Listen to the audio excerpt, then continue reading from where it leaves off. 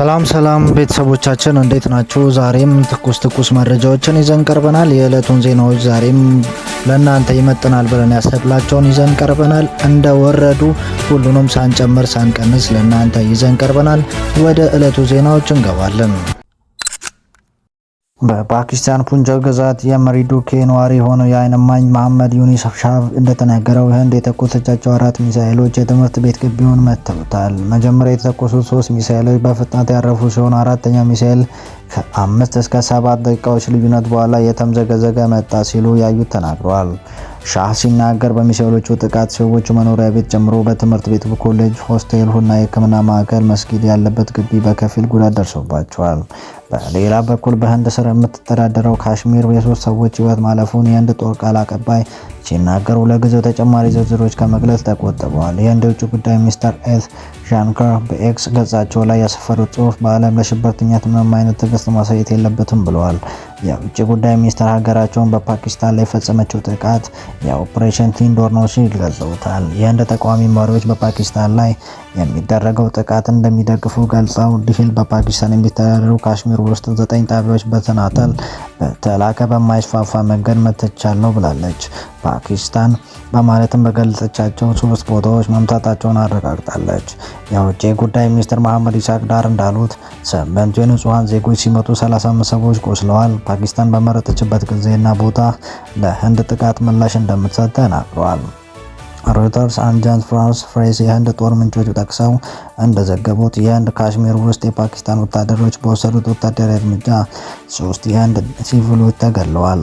በፓኪስታን ስር የሚተዳደረው ካሽሚር ውስጥ ሙዝዋርድ ውስጥ የሚኖሩ ነዋሪዎች እንደተናገሩት ከባድ ፍንዳታ ተረብሸዋል። በህንድ የሚተዳደር ካሽሚር ውስጥ ያለው አካባቢ ነዋሪዎች ሁለት ሀገር መካከል ባለው የዲፋክት ድንበር መቆጣጠር መስመር አቅራቢያ ፍንዳታ መሰማታቸውን ተናግረዋል።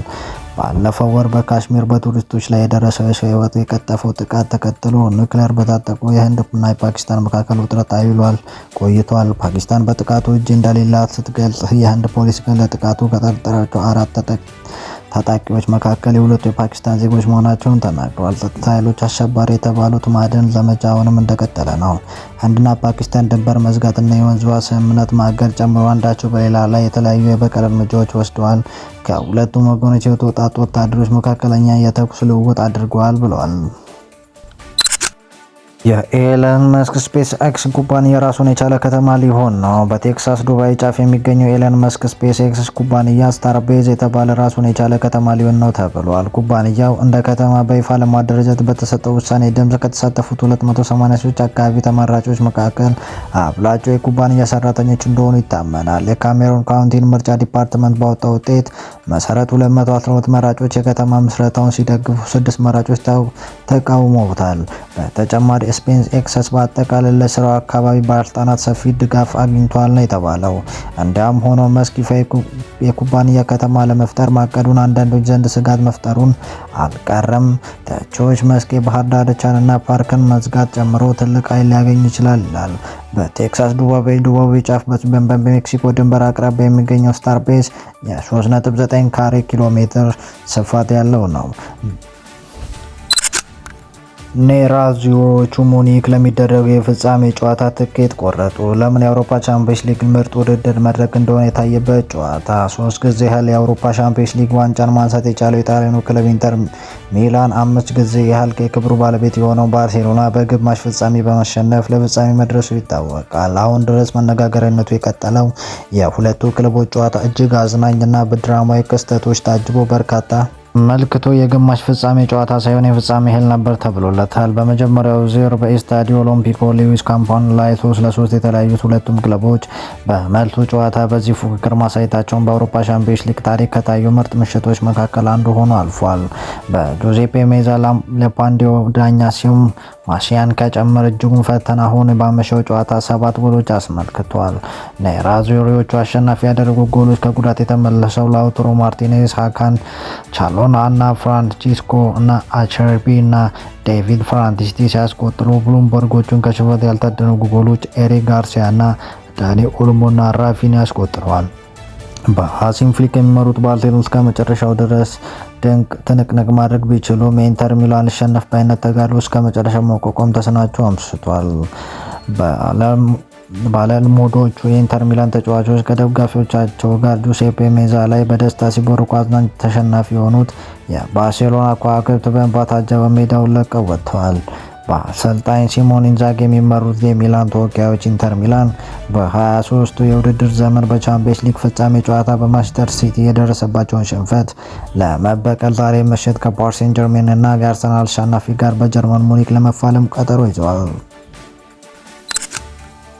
እስር ላይ የሚገኙ ፍልስጤማውያን ጋዜጠኞች በእስራኤል ጦር ፍርድ ቤት ሊቀርቡ ነው ተባለ። በእስራኤል ላይ ከሚገኙ ጋዜጠኞች መካከል አንደኛው የሆነው የዛሬ ሳምንት ገደማ በወረራ በተያዘው ዌስት ባንክ ውስጥ በቁጥጥር ስር የዋለው ጋዜጠኛ አሊ አል-ሐሚድ በእስራኤል የጦር ፍርድ ቤት ይቀርባል ተብሏል። እንደ ፍልስጤም እስረኞች ማህበረሰቡ መረጃ ከሆነ በአሊ አል-ሐሚድ እስር ዙሪያ በግልጽ የሆነ ክሶች አለመኖራቸውን አስታውቋል። ጥምረቱ ባወጣው መግለጫ በአሊ አል-ሐሚድ ሌሎች ፍልስጤማውያን የሚዲያ ሰዎች እስርና አያያዝ ዙሪያ ስጋት እንዳለው የገለጹት ሲሆን በተለይ አል-ሐሚድ የተለያዩ አካላዊ ጥቃቶች የደረሱበት እንደሆነ የሕክምና ቢያስፈልገው ምንም አይነት ሕክምና ሆነ መድኃኒት አቅርቦት እያገኘ እንዳልሆነ ገልጿል።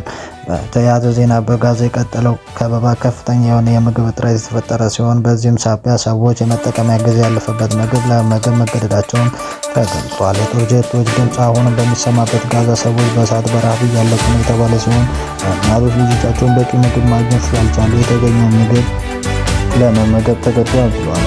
አብዛኞቹ የመጠቀሚያ ጊዜ ያለፈበት ምግብ ለመመገብ የተገደዱ ሲሆን አንዳንዶቹ ደግሞ እሱን እንደማያገኙ እድል አለመኖሩ ተነግሮ የሚተኙ ልጆች የማለዳ ብርሃን ሳይመለከቱ በዛው እንዳያሸልቡም እንደሚሰጉ ገልጸዋል።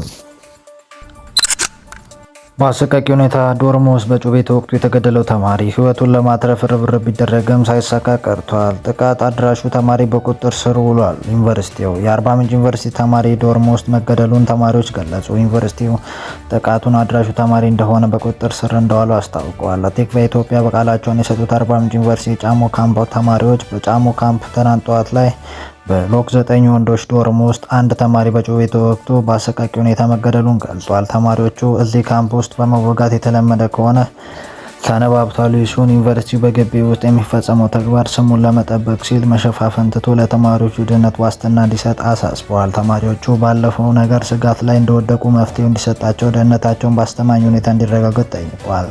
አርባ ምንጭ ዩኒቨርሲቲ ምናል አርባ ምንጭ ዩኒቨርሲቲ የተማሪውን ግድያ አረጋግጦ የያዘ መግለጫ ትናንት ምሽት አውጥቷል። ዩኒቨርሲቲው ስነ ትምህርትና ስነ ባህሪ ሳይንስ የትምህርት ቤት የሳይኮሎጂ ትምህርት ከፍተኛ ሁለተኛ ዓመት ተማሪ የሆነው አትሌት ጸጉ አሰፋ ከጓደኛው ጋር በተፈጠረ ግልጻ በደረሰበት ጥቃት ትናንት ጠዋት ሚያዝያ 28 ቀን 2017 ከፍተኛ ጉዳት ደርሶበታል። ሕይወቱን ለማትረፍ በአርባ ምንጭ አጠቃላይ ሆስፒታል ከፍተኛ ርብርብ ቢደረግም ሳይሳካ መቅረቱ ማምሻውን 12 ሰዓት ተኩል ላይ ሕይወቱ አልፏል ሲል ገልጿል። ጥቃቱ የሚያደርሰው ተማሪ በቁጥጥር ስር ብሎ አስፈላጊውን ምርመራ እየተደረገ እንደሚገኝ ገልጾ የህግ ሂደቱ በመከታተል ውሳኔውን ተከታትሎ በአጭር ጊዜው ለህዝብ ይፋ እንደሚያደርግ ቃል ገብቷል። ሰብስክራይብ፣ ሼር፣ ላይክ፣ ኮሜንት በማድረግ ትብብራችሁ አይለየን። እናመሰግናለን።